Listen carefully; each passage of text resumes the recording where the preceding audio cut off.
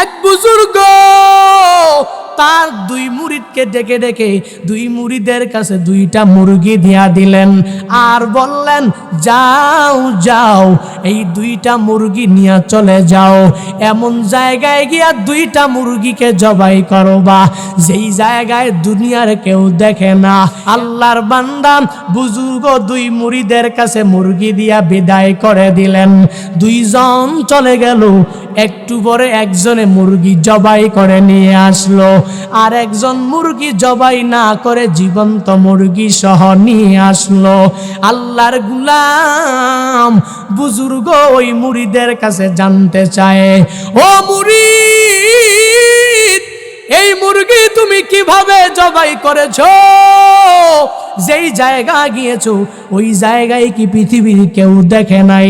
ওই মুরিদ বলে, আমি মুরগিটা নিয়ে যখন দেয়ালের আড়ালে চলে গেলাম, ওখানে গিয়া দেখলাম দুনিয়ার কেউ আমাকে দেখে না, দুনিয়ার কোনো মানুষ দেখে না, দুনিয়ার কোনো প্রাণী দেখে না। ওখানেই আমি এই অবস্থা দেখে আপনার কথা অনুযায়ী মুরগি জবাই করে ফেললাম। আরেক আল্লাহর বান্দা মুরিদকে যখন বুজুর্গ জিজ্ঞাসা করলো, তুমি কেন এই মুরগিটা জবাই না করে জীবন্ত নিয়ে চলে আসলা? ওই মুরিদ বুজুর্গকে ডাক দিয়া বলে, বুজুর্গ আমার, আপনি বলেছেন এমন জায়গায় মুরগিটা জবাই করার জন্য যেই জায়গায় পৃথিবীর কেউ দেখবে না। আমি এই মুরগিটা নিয়ে দেয়ালের আড়ালে গেলাম, ওখানে কোনো মানুষ নাই, কিন্তু আমার মনে চিন্তা পৃথিবীর কেউ দেখে না, আমার মালিক তো আমাকে দেখে। আমি চার দেয়ালের মধ্যে রুমের মধ্যে গিয়া যখন মুরগি জবাই করতে লাগলাম, যখনই জবাই করব তখনই চিন্তা চলে আসে কেউ দেখে না, আল্লাহ দেখে। পৃথিবীর সব জায়গায় ঘুরে যেখানেই আমি গেলাম, আমি ওখানেই দেখলাম দুনিয়ার কেউ দেখে না, আমার আল্লাহ আমাকে দেখতেছে। এজন্যই আমি এমন কোনো জায়গা খুঁজে পাই নাই যেই জায়গায় আমার আল্লাহ আমাকে দেখে না। এজন্য আমি আমার এই মুরগি জবাই না করে জীবন্ত নিয়ে আসলাম। ওই বুজুর্গ বলে, তোমাকেই আমার খেলাফত দিয়া দিলাম। কারণটা কি জানো? যেই মুরিদকে আমি মুরগি জবাই করার জন্য মূলত আমি পাঠিয়েছিলাম, মুরগি জবাই করা আমার উদ্দেশ্য না, পরীক্ষা করার জন্য আল্লাহর ভয় কি পরিমাণ অন্তরের মধ্যে তোমার আছে, কি পরিমাণ তাকওয়া তোমার মধ্যে, কি পরিমাণ তাকওয়া আছে, কি পরিমাণ আল্লাহকে ভয় করো। আল্লাহ সব জায়গায় দেখে, এই কি পরিমাণ জিনিস তোমার মধ্যে আছে। কিন্তু ওই মুরিদের মধ্যে আমি এই তাকওয়ার কিছুই খুঁজে পেলাম না, তোমার মাঝেই আমি খুঁজে পেলাম। যাও যাও, আমি বুজুর্গ মৃত্যুর পরে তোমাকেই খেলাফত দিয়া দিলাম। কি বুঝাতে চাইলাম? বান্দা এই চিন্তা নিয়েই ঘোরা লাগবে। আমি যেখানেই যাব ওখানেই আছে কে? আরো জোরে বলেন। আমি যেখানেই যাব, যেই জায়গায় যাব, সব জায়গায় আল্লাহ আমাকে দেখে, আল্লাহ আমার কাজের ব্যাপারে সব জানে, আল্লাহ সর্বাবস্থায় আমাকে দেখতেছে। শুধু তাই না, দুনিয়ার যুবকরা তো এখন মেয়েদেরকে ইফটিজিং করে আর মনে করে আব্বা দেখে না, আম্মা দেখে না, শিক্ষক দেখে না, কেউ দেখে না। অথচ এই চিন্তা নাই, আল্লাহ তো আমাকে সর্বাবস্থায় দেখতেছে। অথচ বান্দা, আল্লাহ যে সর্বাবস্থায় দেখে কেমন ভয় ছিল। এক সাহাবী যুবক মানুষ মরুভূমি দিয়া যায়, ওদিকে মরুভূমির মধ্যে এক আল্লাহর বান্দি মহিলা মরুভূমি দিয়া হাঁটে হাঁটে এক পর্যায়ে চিন্তা করে, আমি এই মরুভূমি দিয়া হাঁটতেছি, এই মরুভূমির আশেপাশে কোনো বাড়ি নাই, এই মরুভূমির আশেপাশে কোনো মানুষজন নাই, মানব শূন্য এলাকা, কোনো এক যুবক যদি আমাকে হরণ করার জন্য, সতীত্ব হরণ করার জন্য, যদি আমার চরিত্র হরণ করার জন্য চলে আসে, তাহলে আমার কোনো কিছুই করা থাকবে না, আমি তাকে কিছুই বলতে পারবো না, ওই পরিমাণ অ্যাবিলিটি আমার মধ্যে নাই। এই চিন্তা করে করে আল্লাহর বান্দি মরুভূমি দিয়া হেঁটে যায়। একটু দূর যাওয়ার পর আল্লাহর বান্দি দেখতে পায় এক যুবক দৌড়া তার দিকে আসতেছে। ওই মহিলা চোখের পানি ছেড়ে দিয়া দিয়া আল্লাহর কাছে বলে, হে মালিক, এই মরুভূমির মধ্যে তুমি ছাড়া আমার আর কেউ নাই। ও আল্লাহ, এই এলাকার যুবকরা তো বেশি ভালো না, এই যুবকরা তো কোনো মেয়ে দেখলে ছেড়ে দেবে না, চরিত্র হরণ করার চেষ্টা করবে। ও আল্লাহ, এই যুবককে তুমি হেদায়েত দিয়া দাও আল্লাহ। ও আল্লাহ, এই যুবককে তুমি আমার পরিপূর্ণ ভাই হিসাবে কবুল করে নাও। এই কথা বলে আর মহিলা ভয়ে ভয়ে কাঁপতে কাঁপতে আগায়া যায়। ওদিকে আল্লাহর বান্দা যুবক দৌড়ায়া দৌড়ায়া যখন মহিলার সামনে আসে, মহিলাকে আইসা মহিলাকে কোনো কিছু বলেই সম্বোধন করে না, মহিলাকে সম্বোধন করে বলে, ও মা, তুমি কাঁদতেছো কেন? আমাকে বলো, আমি তোমাকে গন্তব্যস্থানে পৌঁছায়া দেওয়ার জন্য রাজি আছি। মহিলাকে যখন ওই যুবকটা এই কথা বলে, ওই মহিলা সে যে মনে হয় আসমান থেকে পড়লাম নাকি, এই যুবক কোত্থেকে আসলাম?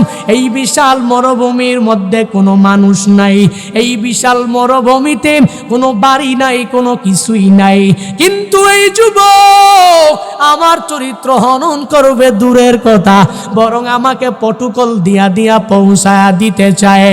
এরে আল্লাহর গুলাম, নবীর জামানার যুবকের হালাত কেমন দেখো দেখো।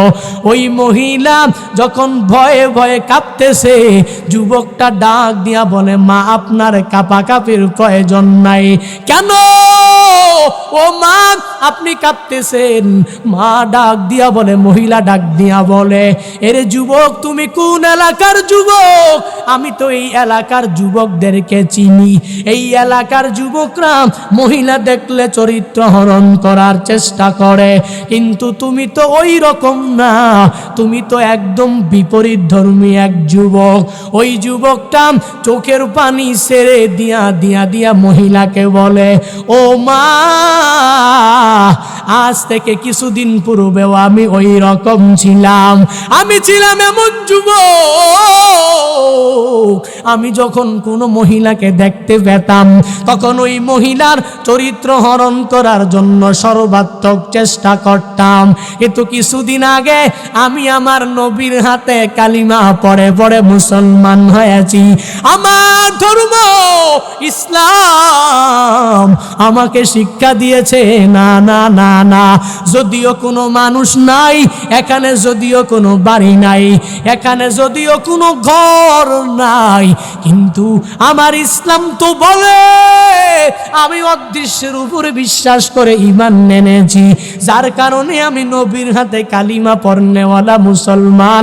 ও মা, যদি আমি আপনার সতীত্ব হরণ করার জন্য চেষ্টা করে আমার রাসূল দেখবে না, দুনিয়ার কোনো সাহাবী আমাকে দেখবে না, কিন্তু সর্বাবস্থায় আমাকে তো একজন দেখবে, চিল্লায়া বলো তার নাম। ওয়াইনামা কুনতুম ওয়াল্লাহু বিমা তা'মালুনা বাসীর।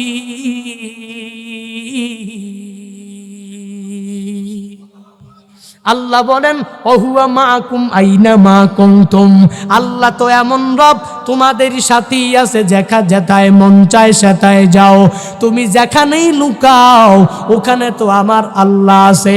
আল্লাহ বলেন, আল্লাহু বিমা তা'মালুনা বাসীর, আল্লাহ তার কুদরতি চোখ দিয়া বান্দা তোমাকে দেখতে পায়।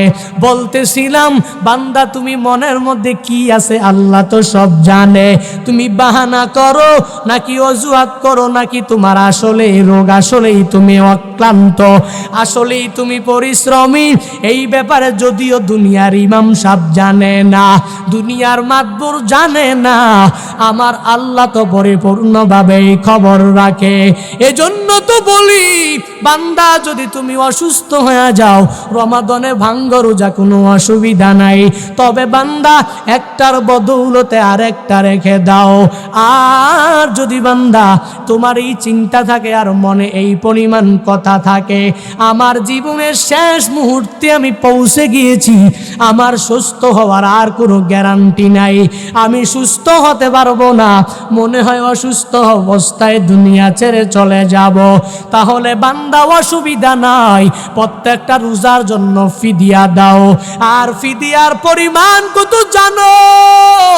ঈদুল ফিতরের দিনে আল্লাহর বান্দারা ফিতরা দেয়, প্রতিজনে যেই পরিমাণ ফিতরা, যদি তুমি অসুস্থ হও, সুস্থ হওয়ার সম্ভাবনা না থাকে, তাহলে এক রোজার বদৌলতে এক ফিতরা পরিমাণ টাকা, 5 রোজার বদৌলতে 5 ফিতরা পরিমাণ টাকা, 20 রোজার বদৌলতে 20 ফিতরা পরিমাণ টাকা দিয়ে দাও, তাহলে হয়তো আল্লাহ মাফ করলেও করতে পারে। অথচ বান্দা, দুনিয়ার মানুষ তো ইচ্ছা করেই রোজা রাখে না, ইচ্ছা করেই দুনিয়ার মানুষগুলা রোজা ভেঙ্গে ফেলে। এরে বান্দা, না না, সামনের রমাদানে নিয়ত করে বাড়িতে যাও, আমি গত বছর 5টা 6টা রাখতে পারি নাই, ইচ্ছা করে ভেঙ্গে ফেলেছি, তবে রমাদান আসার আগে আগে আমি এই চিন্তা ঢুকিয়ে ফেলবো, আমি এই বছরে একটা রোজাও মিস দিব না, আমি তারাবিহের নামাজ মিস দিব না, আমি সাহারি ইফতার কশিন কালেও মিস দিব না। আর এই চিন্তা ঢুকানো লাগবে, এটাই আমার জিন্দেগির শেষ নামাজ, এটাই আমার জিন্দেগির শেষ রোজা, এটাই আমার জিন্দেগির শেষ তারাবি, এটাই আমার জিন্দেগির শেষ সাহারি, এটাই আমার জিন্দেগির শেষ ইফতার। এরে বান্দা, এই রমাদান মাস বান্দা তোমাকে কষ্ট দেওয়ার জন্য না। কত নাস্তিকরা টকশো করবে, এই রমজানে রোজা রেখে বান্দাদেরকে কষ্ট দিয়া ফায়দা কি? আল্লাহ বান্দাকে কেন কষ্ট দিচ্ছে? এরে বান্দা, রোজার উদ্দেশ্য তো কষ্ট দেওয়া না, বরং রোজার মাধ্যমে আল্লাহ তোমাকে পরিশুদ্ধ করতে চায়, এই রোজার মাধ্যমে আল্লাহ তোমাকে পরহেজগারি বানাতে চায়, এই রোজার মাধ্যমে আল্লাহ তোমাকে গুনাহ থেকে দূরে সরাতে চায়। আল্লাহ বলেন, কুতিবা আলাইকুমুস সিয়াম কামা কুতিবা আলাল্লাযীনা মিন ক্বাবলিকুম, শুধুমাত্র তোমাদের উপর রোজা ফরজ করা হয়েছে ব্যাপারটা এরকম না, তোমাদের পূর্ববর্তী গণদের উপরেও রোজাটাকে ফরজ করা হয়েছিল। কেন? বান্দা, রোজা ফরজ করা হয়েছে তাকওয়া অবলম্বন করার জন্য। কেন ফরজ করা হয়েছে? তোমাকে পরহেজগার বানানোর জন্য। কেন ফরজ করা হয়েছে? তোমাকে গুনাহ মুক্ত জিন্দেগি উপহার দেওয়ার জন্য। এখন কি পরিমাণ তাকওয়া আর পরহেজগারি আমি হতে পারবো? তাকওয়ার তো ফার্সি শব্দ, পরহেজগার বাংলা মানে হলো বিরত থাকা। তুমি যদি ঠিকমতো রমাদানের 30টা রোজা ঠিকমতো যদি রাখতে পারো, তাহলে তাকওয়াবান হয়ে যেতে পারবা। বান্দা, তোমার গুনাহ মুক্ত জিন্দেগি ছুটে যাবে। কিভাবে কিভাবে জানো? বলে, বান্দা তো সবচেয়ে বেশি গুনাহ করে খাওয়া দাওয়ার মাধ্যমে, তার জবানের মাধ্যমে, তার জিহ্বার মাধ্যমে সে অনেক গুনাহ করে ফেলে। আর 2 পায়ের মধ্যবর্তী স্থান লজ্জাস্থান, এই লজ্জাস্থানের মাধ্যমে গুনাহ করে ফেলে। এজন্য রোজা তোমাকে কেমন তাকওয়াবান বানাবে বান্দা, জানো জানো জানো? বলে, যখন তুমি রোজা রাখবা তখন তো দিনের বেলা খাওয়া দাওয়া লাগবে না, তখন তো দিনের বেলা তোমার বৈধ স্ত্রীর সাথেও সহবাস করা হারাম। বলে, আল্লাহ তো দিনের বেলা তোমাকে চায়। বান্দা, তুমি ঠিকমতো দিনের বেলা খাওয়া দাওয়া থেকে বিরত থাকার মাধ্যমে 1 মাসে গুনাহ মুক্ত জিন্দেগি গঠন করে নাও। আর বান্দা তুমি তোমার হালাল স্ত্রীর সাথেও তো মিলন করতে পারো নাই, তাহলে জেনা করবে দূরের কথা, তাহলে সমকামী হবে তো দূরের কথা। তুমি তো দিনের বেলা গালিগালাজ করতে পারবা না, গীবত করতে পারবা না, শিকায়াত করতে পারবা না, পরনিন্দা করতে পারবা না, অন্যের দুশনিয়া ঘোরাঘুরি করতে পারবা না, খারাপ ছবি দেখতে পারবা না, অশ্লীল সিনেমা তুমি দেখতে পারবা না। তখন তো আস্তে আস্তে 1 মাসে বান্দা তোমার তাকওয়া অর্জন হবে। 1 মাস যদি কোন আল্লাহর গোলাম গুনাহ থেকে নিজেকে বিরত রাখতে পারে, তাহলে বাকি 11 মাস এই বান্দার গুনাহ থেকে নিজেকে মুক্তি রাখার জন্য সহজ করে দিবেন কে? বান্দা গুনাহ করেন 2টা জিনিস দ্বারা, 1 নম্বরে জবান, 2 নম্বরে লজ্জাস্থান। এই জন্য তো নবী আমার বলেন 2 চুয়ালের মধ্যবর্তী স্থান জিহ্বা, 2 রানের মধ্যবর্তী স্থান লজ্জাস্থান। এই 2টা জিনিসের হেফাজত যে আমার উম্মত করতে পারবে, আমি নবী আজমানুলাহুল জান্নাহ, সে এই 2টা জিনিসের হেফাজত করবে, আমি নবী তার নিজেই জান্নাতের জিম্মাদারি নিয়ে নিব। দামি কথা না কম দামি কথা? জবান লজ্জাস্থান, 2 চুয়ালের মধ্যবর্তী স্থান আর 2 রানের মধ্যবর্তী স্থান লজ্জাস্থান। এই 2টা জিনিসের হেফাজত যে করবে, নবী বলেন, কি কঠিন হাদিস, মুত্তাফাকুন আলাই, বুখারী আর মুসলিমের হাদিস, বান্দা অস্বীকার করার সুযোগ নাই। নবী আমার বলেন আজমানুলাহুল জান্নাহ, আমি নিজেই তার জান্নাতের জিম্মাদারি নিয়ে নিব। জুড়ে সুবহানাল্লাহ। রাগ করেছেন? কষ্ট পাচ্ছেন আপনারা? সংক্ষিপ্ত করে দেওয়া দরকার, মুনাজাত দিয়ে দেই। কষ্ট হলে আমাকে বলতে হবে, কারণ কষ্ট করে বয়ান শোনানোর প্রয়োজন নাই। একটু আগেই বলেছি, একটু জোরে জোরে আপনারা বলতে হবে। এই যে চুপ করছেন তো করছেনই, বাপরে বাপ। হুজুর যতই বলেন বন্ধ, আজকে আর জবান খুলবো না। আল্লাহ আমাদের তৌফিক দান করুন। আরো জোরে বলেন। প্রতি বছর অনেক বড় বড় প্রোগ্রাম আপনারা করেন, তো এজন্য আমি কাউকেই বলিনি যে 2টা বা 4টা বক্স রাখতে হবে। এগুলো না রাখলে বয়ান করতে আসলেই কষ্ট। আমি টেনে আনতেই কষ্ট হয়ে যাচ্ছে, এমন এক হালাত, মাইক তো কষ্ট হয়। যাকে আল্লাহ তাআলা আরো কিছু আমলের কথা বলার তৌফিক দান করুন। পড়েন আমিন। আরো জোরে পড়েন আল্লাহুম্মা আমিন। বলতেছিলাম বান্দা তাকওয়াবান কেমনে হবে? আল্লাহ তাআলার উদ্দেশ্য বান্দাকে কষ্ট দেওয়া না। রমাদানের 30টা রোজা রাখানোর মাধ্যমে আল্লাহ বান্দাকে কষ্ট দিতে চায় না, বরং বাকি 11 মাস বান্দা কিভাবে গুনাহ থেকে বাঁচবে, বাকি 11 মাস বান্দা কিভাবে নেক আমল করবে, এটা প্র্যাকটিস করবে 1 মাসে।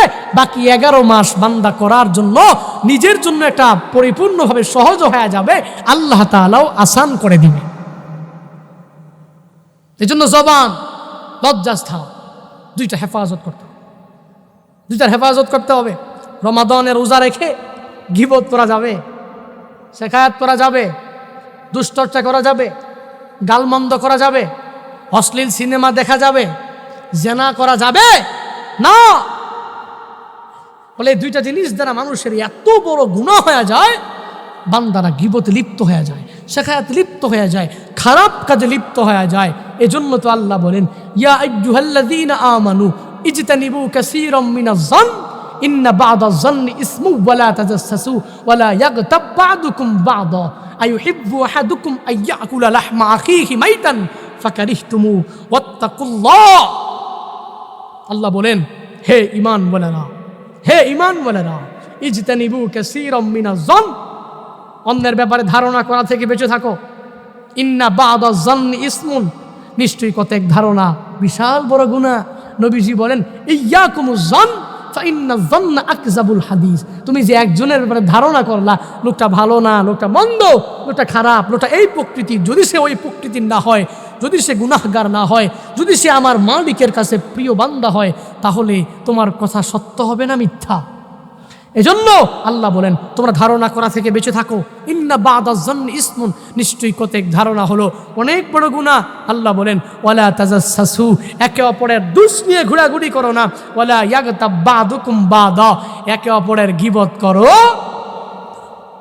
আইয়ুহিব্বু আহাদুকুম আইয়াকুলা লাহমা আখিহি মাইতান ফাকারিহতুমু।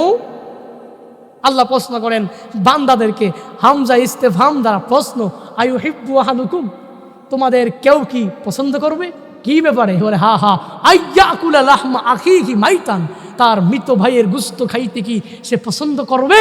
আল্লাহ তো বান্দাকে সৃষ্টি করেছে, আল্লাহই তো জানে বান্দা খাইতে চাইবে না। আল্লাহ নিজেই জবাব দেয় ফাকারিহতুমু, বস্তুত তোমরা অপছন্দ করবে, অশ্বিনকালেও তোমাদের মৃত ভাইয়ের গোশত ভক্ষণ করবে না। অথচ তুমি যে গীবত করতেছো, পরনিন্দা করছো, শেখায়ত করছো, এর পরিণাম কি জানো? এর পরিণাম হলো মৃত ভাইয়ের গোশত ভক্ষণ করা। বলেন নাউযুবিল্লাহ, আরো জোরে নাউযুবিল্লাহ। আল্লাহ আমাদের প্রত্যেককে জবানের এই গুনাহ থেকে হেফাজত করুন। আরো জোরে বলেন। আমরা কথা যত কম বলার চেষ্টা করব, প্রয়োজনীয় কথা বলবো, অপ্রয়োজনীয় কথা বেশি বলবো না। প্রয়োজনীয় কথা বলা যায়, অপ্রয়োজনীয় কথা কম বলা লাগবে। প্রয়োজনীয় কথা 3 প্রকার। কয় প্রকার? সবাই বলেন। প্রয়োজনীয় কথা 3 প্রকারের মধ্যে 1 নাম্বার প্রকার হলো যেই কথা বললে সওয়াব, ওটা প্রয়োজনীয় কথা। তো 2 মিনিট না 24 ঘন্টায় যদি বলো কোনো অসুবিধা, কারণ এটা প্রয়োজনীয় কথা। সুবহানাল্লাহ, আলহামদুলিল্লাহ, আল্লাহু আকবার, যত কিছু আছে এই সওয়াবের কথাগুলো বলো। সওয়াব আছে না নাই? 1 নাম্বার। দ্বিতীয় প্রয়োজনীয় কথা, যেই কথা না বললে গুনাহ হবে। ওটা কোন কথা? মান রাআ মিনকুম মুনকারান ফালিয়ুগাইয়িরহু বিয়াদিহি ফাইন লাম ইয়াস্তাতি' ফাবিলিসানিহি ফাইন লাম ইয়াস্তাতি' ফাবিকলবিহি ওয়া যালিকা আদআফুল ঈমান। আমার এই ভাই উঠে কই যাচ্ছে? ইস্তিনজা আছে নাকি? শেষ করে আবার আসবে ইনশাআল্লাহ। উঠাউঠি করবেন না প্লিজ, দয়া করে। শেষ করে দিব আমি। নবীজি বলেন তোমাদের মধ্য থেকে দেখছো একটা ব্যক্তি সে গর্হিত কাজে, খারাপ কাজে লিপ্ত হচ্ছে, তো কি করবা তুমি? মান রাআ মিনকুম মুনকারান ফালিয়ুগাইয়িরহু বিয়াদিহি, সক্ষম হলে কি করবা? হায় হায়, তাকে হাত দ্বারা বাধা দিয়া দিবা। যদি না পারো ফাইন লাম ইয়াস্তাতি' ফাবিলিসানিহি, মুখ দ্বারা বাধা দাও। যদি না পারো ফাইন লাম ইয়াস্তাতি' ফাবিকলবিহি, যদি না পারো তাহলে অন্তর দিয়া ওই চিন্তা করো এই সমাজ থেকে এই গুনাহটা, এই কাবিরা গুনাহ, এই খারাপ কাজটা কিভাবে উঠানো যায়, এই চিন্তা করো। এখন যদি আমি বলি মান সমাধানা যায়ের আমল সব জায়গায় করলেই হবে, তাহলে তো পুরা এলাকা, পুরা সমাজ, পুরা দেশ সমকামিতায় ভরে যাবে। দেখেন না আপনারা? অনেকেই সোশ্যাল মিডিয়ায় দেখেছে। আগে তো চলতো মোটামুটি ছেলে আর মেয়ে প্রেম, এখন মেয়ে মেয়ে প্রেম চলে বাংলাদেশ। অনেকেই দেখেছেন সোশ্যাল মিডিয়ায়। এখন যদি কোনো যুবকরা আমাকে কমেন্ট করে জানাবে, হুজুর আপনি এত কিছু বলার প্রয়োজন কি? যার যার পার্সোনাল লাইফ, সে তার লাইফ নিয়ে চিন্তা করবে। সে কাকে তার জীবন সঙ্গী বানাবে, সে কাকে তার সফর সঙ্গী বানাবে, সে কাকে তার আহলিয়া বানাবে, এটা সে নিজেই নির্বাচন করবে, সে নিজেই সিলেক্ট করবে। না না, এটা তো তোমার মোটামুটি নিজে বাঁচানোর কথা। ইসলাম তো এইটা বলে নাই। আমার কোরআন আমাকে শিক্ষা দিয়েছে ও আনফুসাকুম ওয়া আহলিকুম নারা, নিজে আগে জাহান্নামের আগুন থেকে বাঁচার পরে তারপর উম্মাহকে বাঁচাও। আজকে একজনকে পরিপূর্ণভাবে আশ্রয় দিয়া, প্রশ্রয় দিয়া, একজনের সাথে আরেকজনের সমকামিতার পরিপূর্ণ সমাজে ঘটায়া দিলাম, এলাকায় ঘটায়া দিলাম, উপজেলা আর বিভিন্ন জেলা ভিত্তিক ঘটায়া দিলাম। আজকে একটা হবে, কালকে আরেকটা হবে। যে এভাবে সমকামীর পরিপূর্ণভাবে এই খারাপ ধারণা নিয়ে চলাফেরা করে, 1 দিন 2 দিন 3 দিন 4 দিন পরে সে বলবে একজন সমকামী করেছে, তাহলে তার বিচার হয় নাই, তার বিরুদ্ধে কেউ বলে নাই, তাহলে আমি কেন করব না? আমিও সমকামিতায় লিপ্ত হয়ে যাব। এভাবে এই সমাজ ধ্বংস হয়ে যাবে। এই সমাজে করোনা, ওমিক্রন বেশি আসবে, ভূমিকম্প আসবে, মানুষের গুনাহ যখন সয়লাব হয়ে যাবে। লূত আলাইহিস সালাতু ওয়াস সালামকে যেভাবে সমকামিতার কারণে উল্টিয়ে দেওয়া হয়েছিল, সব ধ্বংস হয়েছিল। আমরা কিছু মানুষ আছি যারা নামাজ পড়ি, যারা রোজা রাখি, যারা নেক আমলগুলো ঠিক মতন করার চেষ্টা করি। কিন্তু মনে রেখো, তোমাদের একজন দুইজনের সমকামিতার মাধ্যমে পুরো দেশ জুড়ে করোনার ওমিক্রন আসুক, এটা চাই না। সমকামিতা ছিল না, এখনো নাই, ভবিষ্যতেও থাকবে না, ঠিক কিনা? সাবধান, যেই কাজ করলে গুনাহ, বাধা দাও। দায়িত্ব as a Muslim, as a speaker, this is my responsibility. একজন মুসলিম হিসাবে যাই ধরেন আর যা কিছু করেন, আপনার একজন মুসলিম হিসাবে আমি চাই, আমি তো হাত দ্বারা বাধা দিতে পারি নাই, সক্ষমতা নাই, আমি আমার জবান দ্বারা গোটা উম্মাহকে জানিয়ে দিলাম, মিডিয়ার মাধ্যমে সারা বাংলাদেশ জানিয়ে দিলাম, সমকামিতা এটা কশ্চিনকালেও বাংলাদেশের মতো আহমদ শফির বাংলায়, আল্লামা বাবু নগরীর বাংলায়, শাহজালাল, শাহপরান, শাহ মখদুমের বাংলায় চলতে পারে না, ঠিক কিনা? আল্লাহ আমাদের প্রত্যেককে হেদায়েত দান করুন। আরো জোরে বলেন। কি বলবো জানেন, কষ্ট লাগে, দুঃখ হয়, হাসিও ওঠে। আপনারা সোশ্যাল মিডিয়া জুড়ে দেখছেন শুধু প্রতিদিন ফেসবুকে ঢুকাই যায় না এই ভিডিও।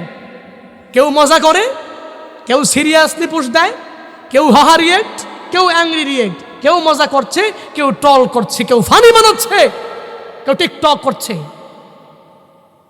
কিন্তু মনে রেখো, একটা বিশাল বড় গুনাহ আল্লাহ এক সম্প্রদায়কে উল্টিয়ে দিয়েছে যে গুনাহের কারণে। মনে করো না যে জাহাজের নিচে গিয়ে আমি শুধুমাত্র ভাবে আমাকে পানি দেয় নাই, তো নিচে গিয়ে আমি কুড়াল দিয়া ওই জায়গাটা গর্ত করে দিলে উপরের তলার লোকেরা বেঁচে যাবে, নিচের তলার লোকেরাই ডুবে যাবে। ভুল ধারণা যেরকম, তুমি একজনকে বারবার প্রশ্রয় দিয়া গুনাহের দিকে অনেক দূরে অগ্রসর নিয়ে গেলা। মনে রেখো, একজন মরবে না। করোনা আসতে তো ভালো মানুষও মরেছে, খ্রিস্টানও মরেছে, নাস্তিকও মরেছে, ঠিক কিনা?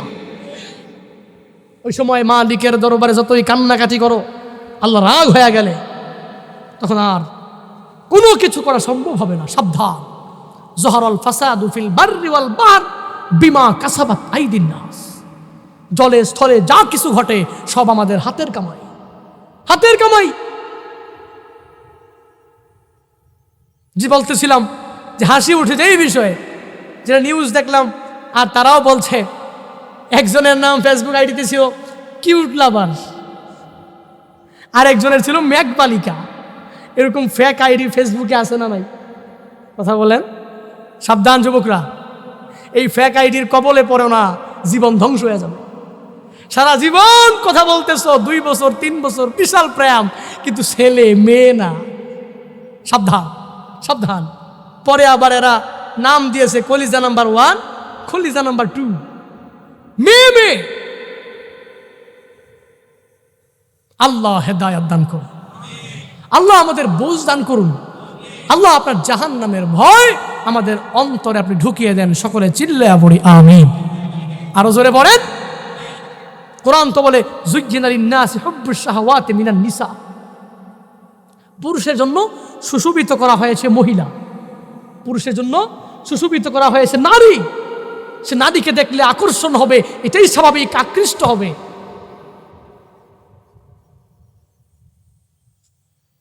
এজন্য বাধা দেওয়া, যে কোনো গুনাহের কাজ বাধা দিতে হবে, এটা হবে আমার প্রয়োজনীয় কথা। 3 নাম্বার প্রয়োজনীয় কথা হলো, তেলের দাম কম না বেশি? হ্যাঁ, দোকানদাররা কম টাকায় বিক্রি করে, কথা বলে না রে। এখন আপনি প্রবেশ করলেন দোকানে, দোকানদার যদি বয়ান শুনে যায় বলে হুজুর বলেছে কম কথা বলার জন্য, আজকে থেকে কম কথা বলবো আর কথাই বলবো না। তো ব্যবসা করার জন্য বসছি, ক্রেতা এসেছে তেল কেনার জন্য, তেল ক্রয় করার জন্য, 5 লিটার তেল নিয়ে বারবার জিজ্ঞেস করতেছে কত দাম, কত দাম। সে কিছুই বলে না, মানস মাথা না যা, চুপ থাকলে মুক্তি পেয়ে যাব।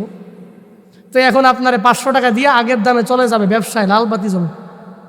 এই জন্য ওইটা তোমার অপ্রয়োজনীয় কথা না, এটা প্রয়োজনীয় কথা। জীবিকা নির্বাহের জন্য তুমি তোমার যে বড় সভাসদের মধ্যে তুমি বসেছো, ওখানে কথা বলো, অনেক কথা বলো, এটা তোমার প্রয়োজনীয় কথা। এই সমাজকে কিভাবে পরিবর্তন করা যায় এটা বলো, প্রয়োজনীয় কথা।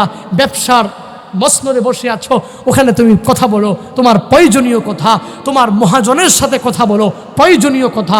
এই 3 প্রকারের প্রয়োজনীয় কথা ছাড়া বাকি যত কথা আছে সব হলো অপ্রয়োজনীয় কথা। এজন্য কম কথা বলা কোনটা? বলে অপ্রয়োজনীয় কথা কম বলা।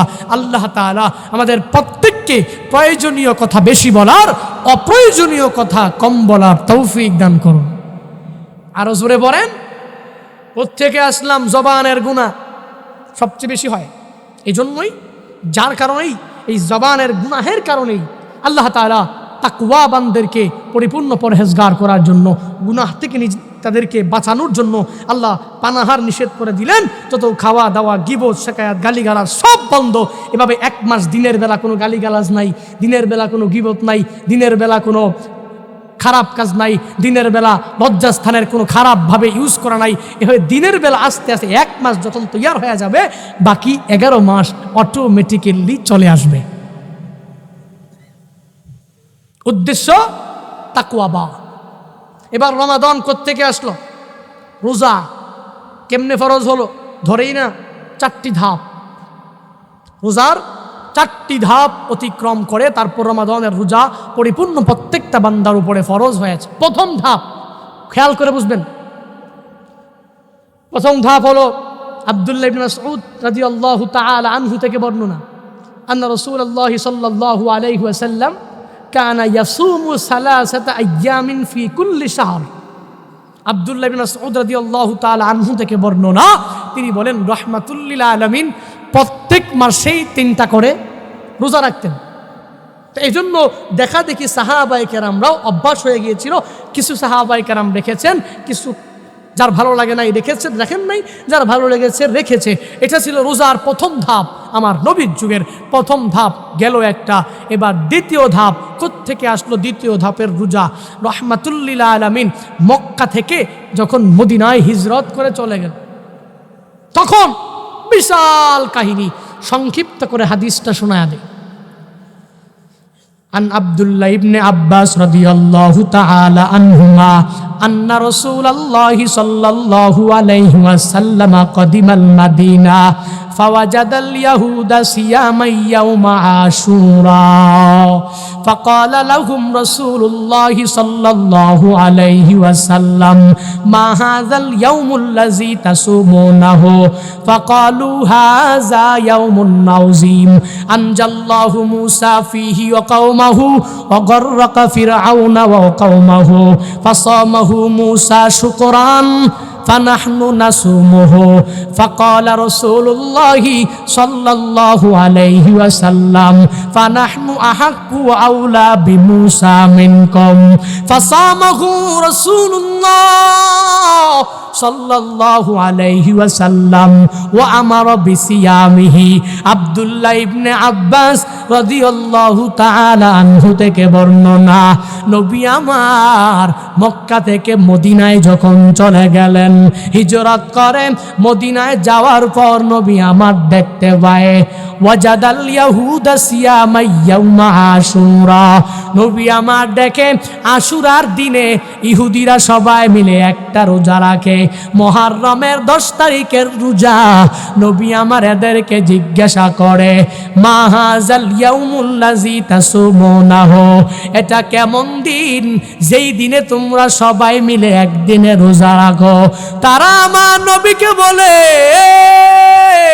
আমরা এই দিনে রোজা রাখার কারণটা কি জানেন? আনজাল্লাহু মুসা ফিহি ওয়া কওমাহু ওয়া গররাকা ফিরআউনা ওয়া কওমাহু। এই মুহররমের 10 তারিখে এই আশুরার দিনে আল্লাহ তাআলা আমাদের ওই নেতা মুসা নবীকে ফেরাউনের কবল থেকে রক্ষা করেছে। বনি ইসরাইল এই সম্প্রদায়ের লোকদেরকে আল্লাহ তাআলা পরিপূর্ণ বাঁচায়া দিয়েছে। আর ফেরাউন আর তার বংশধরকে নীল নদে ডুবায়া ডুবায়া মারছে। এজন্য মূসা পয়গম্বর এই দিনে শুকর হিসাবে রোজা রেখেছে, আল্লাহর কাছে শাকের বান্দা হওয়ার জন্য রোজা রেখেছে। ফানাহনু নাসুমুহুম, যার কারণে এই দিনে আমরাও রোজা রাখি। নবী আমার বলেন সাহাবায়ে কেরাম, নবী আমার বলেন ফাকালা রাসূলুল্লাহি সাল্লাল্লাহু আলাইহি ওয়াসাল্লাম ফানাহনু আহাক্কু ওয়া আউলা বিমূসা মিনকুম, তারা মূসাকে মানতে পারে, মূসা শুকর আদায় করার লক্ষ্যে রোজা রেখেছে, তাই এরা রোজা রাখে, তাহলে আমরা কেন পারবো না?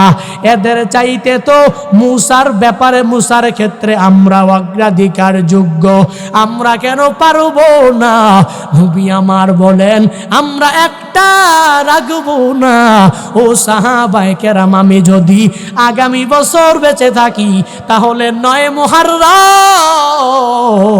10 মুহররম এই 2টা রোজা রাখবো। তোমরা সাহাবায়ে কেরামও এই 2টা রোজা রাখবা। এই হলো দ্বিতীয় ধাপ। ওই সময়ের জন্য হয়ে গেল ফরজ, ফরজ সবাই রাখা আরম্ভ করলো। এরে বান্দা, তৃতীয় ধাপ প্রমাদনের কোনটা জানো? জানো তৃতীয় ধাপের মধ্যে বান্দার প্রত্যেকটার উপরে রোজা ফরজ হয় নাই। ওয়া আলাল্লাযিনা ইউতিকুনাহু ফিদিয়াতুন তুআমু মিসকিন, যেই বান্দা ধনী ছিল, যদি সে ইচ্ছা করে রোজা না রেখে ফিদিয়া দিতে পারে, রোজা না রেখে যদি তার টাকা পয়সার প্রভাবে দিয়ে দিতে পারত, তাহলে তার রোজা হয়ে যেত, নিজে কষ্ট করে পানাহারে থাকা লাগতো না। এভাবে ছিল তৃতীয় ধাপ।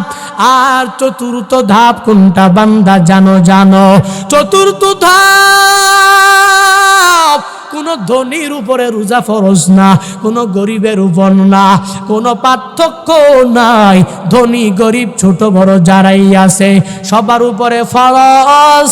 শাহরু রমাদান আল্লাযী উনজিলা ফীহিল কুরআন হুদাল লিন্নাস ওয়া বাইয়িনাতিম মিনাল হুদা ওয়াল ফুরকান ফামান শাহিদা মিনকুমুশ শাহরা ফালিয়াসুমহু। এরে বান্দা, এইভাবে রোজা ফরজ হয়ে গেল যখন আল্লাহ বলেন তোমাদের মাঝে ওই রমাদান মাসটা চলে আসবে।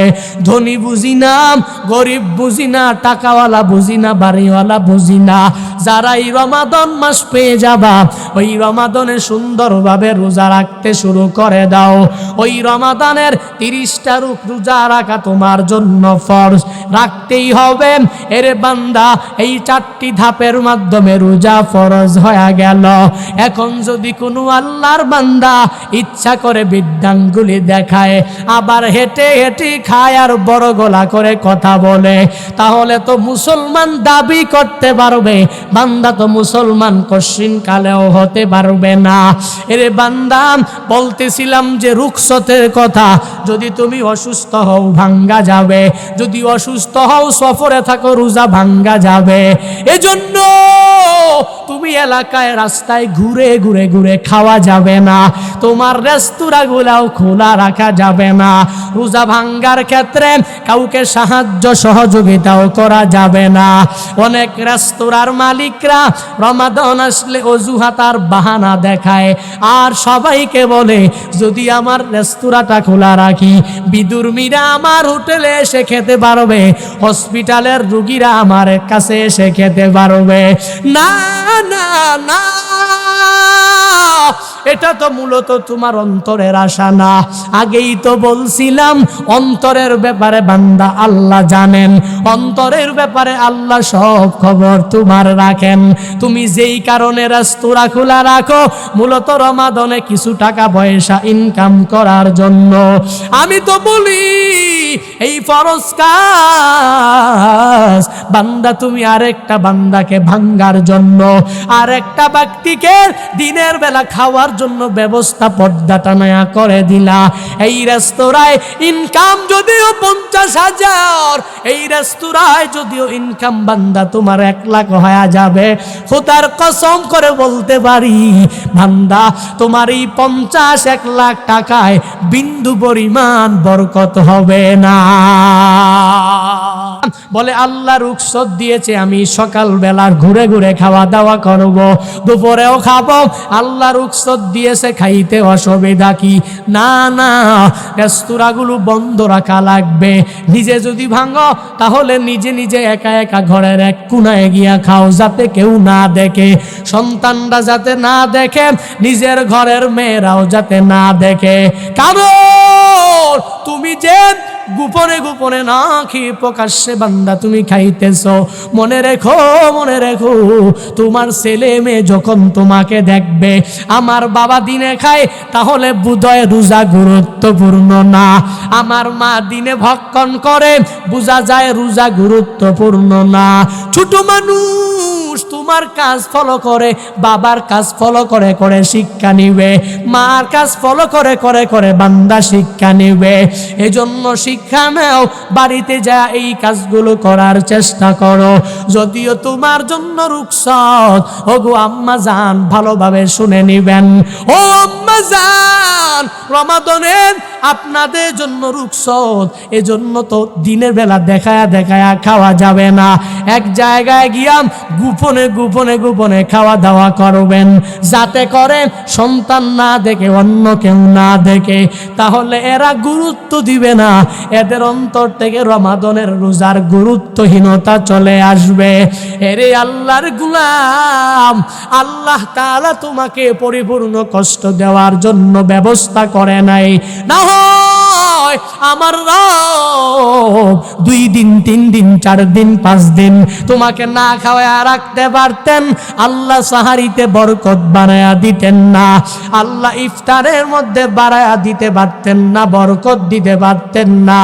বরং বান্দা সাহারি খাওয়ার উত্তম বিষয় কি জানো? জানো, বলে তুমি যত শেষ ওয়াক্তে খাবা তত হবে সাহারি খাওয়া তোমার জন্য উত্তম।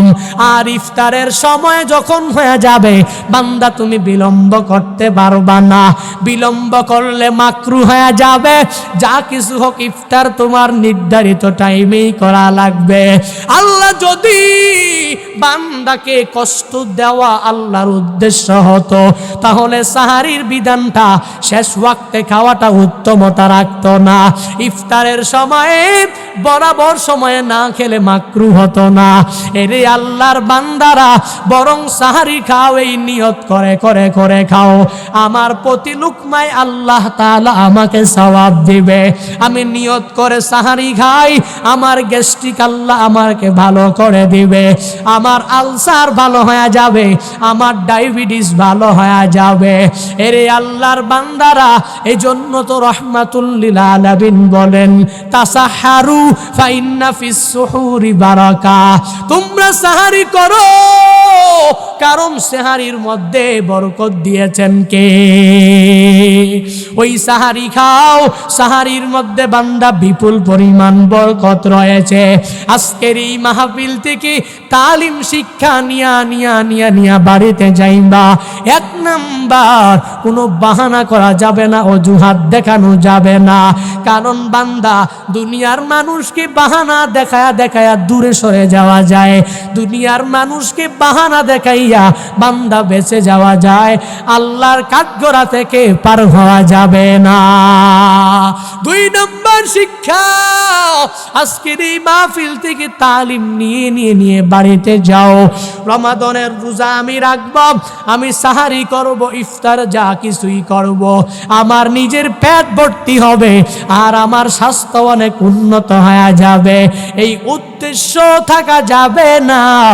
বান্দা উদ্দেশ্য থাকবে সাহারি করলে বরকত হবে, ইফতার খাইলে বরকত হবে, আমি নামাজ পড়লে আল্লাহর দরবারে কবুল হবে, আল্লাহর কাছে আমি চাইলে আল্লাহ আমার দোয়া কবুল করে নিবে। এরে বান্দা শুধু তাই না, আরেকটা শিক্ষা নিয়ে বাড়িতে যাওয়া লাগবে। আমি যখন ওই কথা বলবো, আমার প্রয়োজনীয় কথা ছাড়া কথা বলবো না, অন্যকে গালি গালাজ করব না, গীবত করব না, শিকায়াত করব না, পরনিন্দা করব না, আর জিন্দেগিতে অন্যের ব্যাপারে কুধারণা করব না।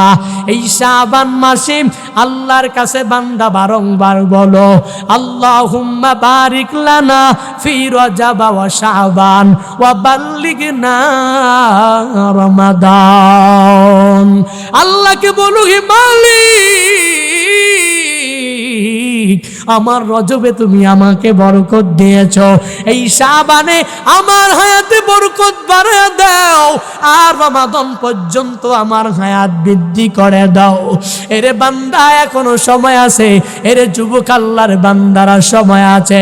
যদি মনে করো রমাদান গত বছর পেয়েছি, এবছরও পাইতে পারি, না না বান্দা, তোমার কোনো গ্যারান্টি নাই, চলে যেতে পারো।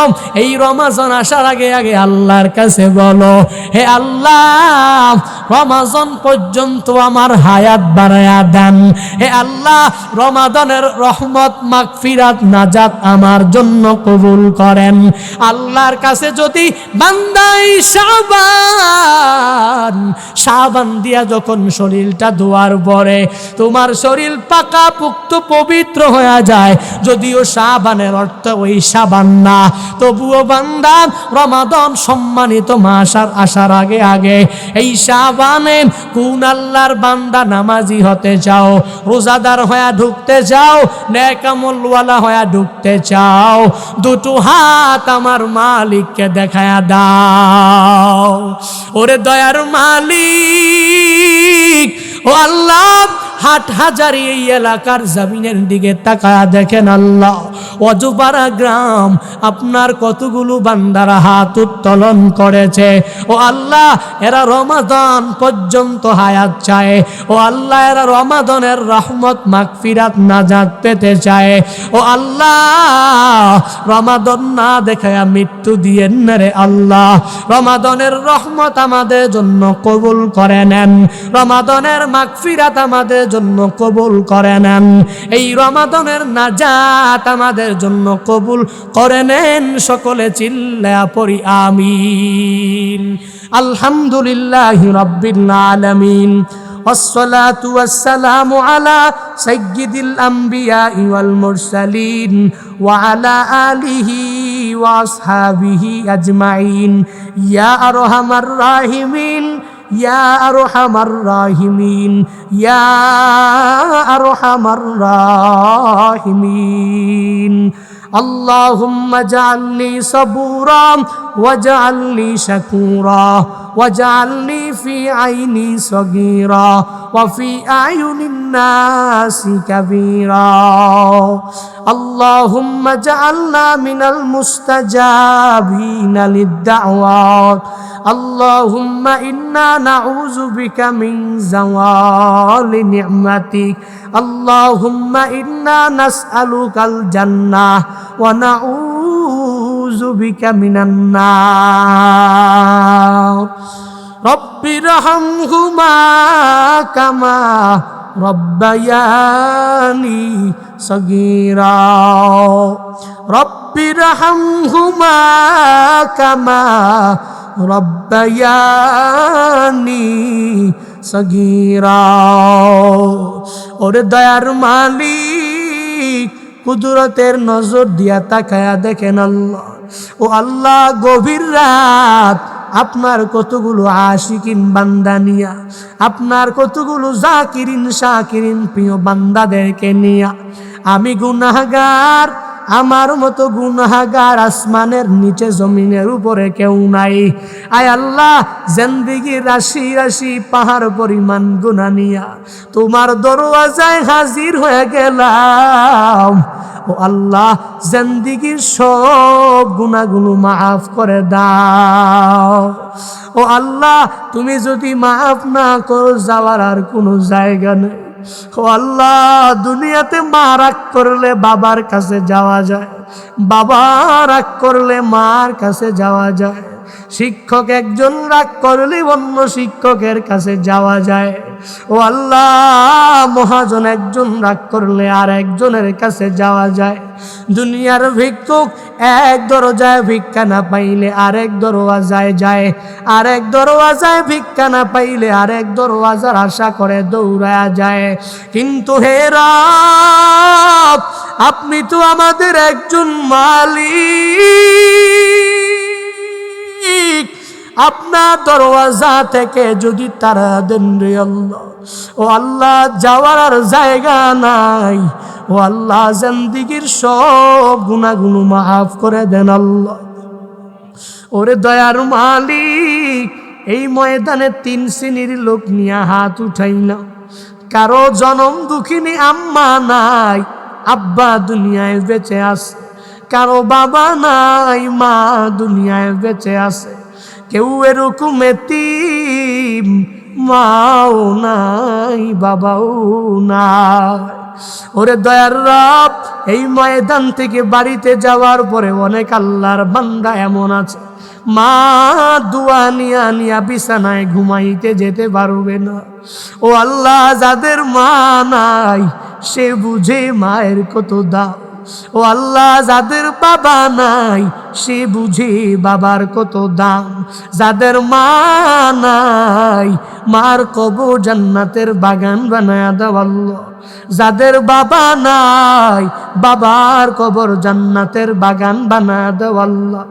ওদিন এক সিরাজগঞ্জের যুবক টেলিফোন করে করে কান্না করে, হুজুর আমি আপনার মায়ের বয়ান শুনে কান্না ধরে রাখতে পারি না।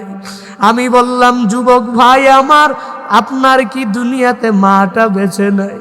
চোখের পানি সেরে সেরে টেলিফোনে ফুপায়া ফুপায়া কান্নার জন্য কথা বলতে পারে না।